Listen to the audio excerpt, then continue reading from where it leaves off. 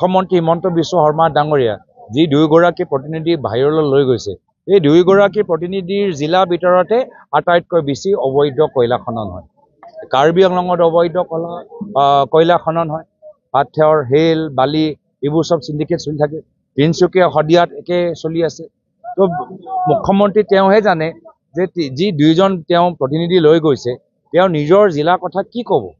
নিজৰ জিলাৰ ভিতৰতে কিমান নিবনুৱা সমস্যা, তিনিচুকীয়াত কিমান নিবনুৱা সমস্যা, শদিয়াত কিমান নিবনুৱা সমস্যা, আমাৰ কাৰ্বি আংলঙত কিমান নিবনুৱা সমস্যা, তাত কি ধৰণৰ চিণ্ডিকেট চলি আছে, কি ধৰণৰ লুণ্ঠন চলি আছে, কি ধৰণৰ কেলেংকাৰী চলি আছে।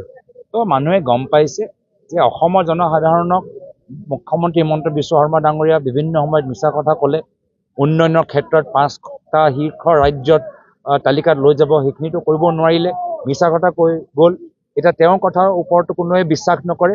এতিয়া মিছা কথা ক'বলৈ তেওঁ বিদেশত গৈছে।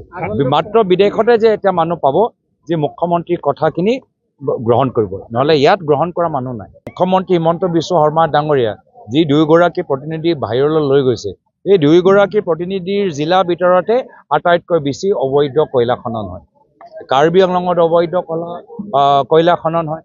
পাথৰ, হেল, বালি এইবোৰ সব চিণ্ডিকেট চলি থাকে। তিনিচুকীয়া শদিয়াত একে চলি আছে। তো মুখ্যমন্ত্ৰী তেওঁহে জানে যে যি দুইজন তেওঁ প্ৰতিনিধি লৈ গৈছে তেওঁ নিজৰ জিলাৰ কথা কি ক'ব।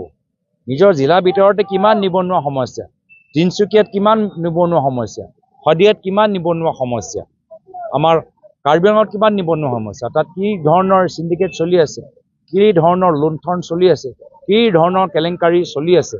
তো মানুহে গম পাইছে যে অসমৰ জনসাধাৰণক মুখ্যমন্ত্ৰী হিমন্ত বিশ্ব শৰ্মা ডাঙৰীয়া বিভিন্ন সময়ত মিছা কথা ক'লে।